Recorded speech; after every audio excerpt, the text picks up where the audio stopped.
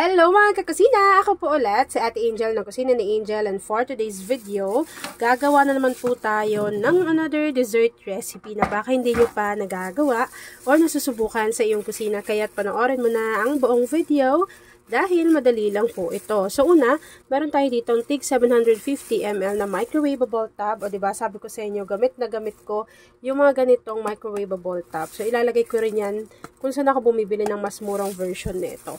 Tapos, meron tayo ditong mga cake bars. So hiniwa ko lang siya sa gitna para mas tipid.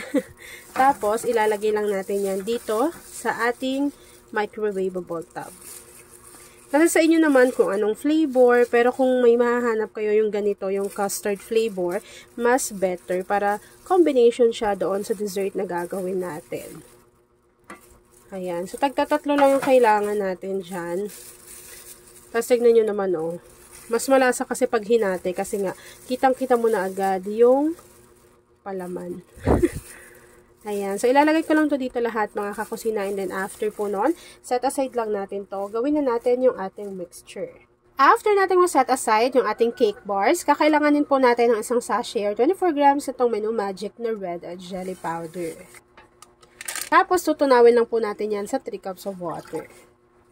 Kapag nailagay na po natin yung ating jelly powder, pati yung ating 3 cups of water, haluin lang po muna natin ito ng maigi.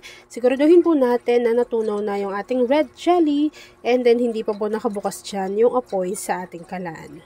After po nun, kakailanganin naman natin ng 1 can or 370 ml ng evaporated milk. Plus, kakailanganin na rin po natin dito ng 1 can or 380 grams ng Marie Condensada. Alam nyo naman na si Marie ang pinakamurang condensed milk sa market. After adding ng ating evaporated milk pati ng ating condensed milk, haluin lang po natin ito ng maigi para hindi lang siya namumuo sa bottom ng ating pan. After mixing, maglagay lang tayo dito at least half teaspoon ng vanilla essence or vanilla extract.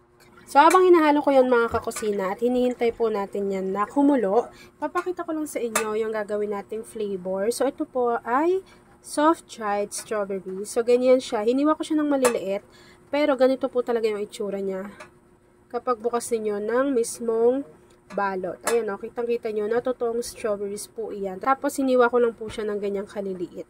Yan. So, bali, ilalagay ko lang to dito mga kakusina. And then, kung gusto nyong makabili niyan, ilalagay ko dyan sa ating basket kung saan ko po siya nabili. Masarap yan. Hindi siya ganun katamis, hindi rin siya ganun kaasim. Yan. Ganyan yung kanyang itsura. Hiniwa ko lang para mas maganda namang tignan, hindi buo-buo. Ang itsura niya pala, ganito siya. Ayan. Tapos, meron na siyang 500 grams, pero marami pa diyang pagpipilian. So, habang hinahalo ko yan mga kakusina at hinihintay na kumulo, please don't forget to like and follow yung ating Facebook page, Kusina ni Angel. Kung meron ka ring Instagram, paki-follow na rin ako doon, Kusina ni Angel. At kung gusto mo matuto pa ng iba pang mga recipes, o kaya naman gusto mo mag-share ng mga niluluto mo everyday, pwede kang sumali sa ating Facebook group. Andyan lang po yan sa ating Facebook page. So, hihintayin ko lang pong kumulo yung ating mixture, and then ready na tayo sa pag-assemble ng ating recipe. Sobrang dali lang nito. At ayun na nga mga kakusina, kapag kumukulo na po yung ating mixture, pwede na natin yung hanguin. So, ito yung, kasirola, ganyan yan o. Diba? Space saver, tapos natatanggal yung mismong hawakan. Tapos, isang set na yan, marami yung kasama, hindi lang itong ating saucepan. Yan. Tapos, ready na tayo sa pag-assemble. Isasalin ko lang to dito lahat mga kakusina, and then after po noon, hihintayin nyo na yung mag-set at mag-firm, and then papakita ko to sa inyo kung ano yung natapos nating easy dessert recipe.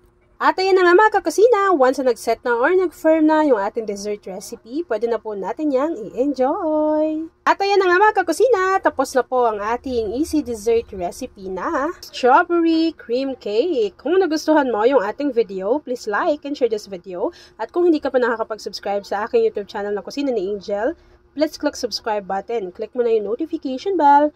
Click all para lagi kang updated sa bawat in-upload kong mga videos. Yan lang mga kakusina. Thanks for watching and enjoy this video.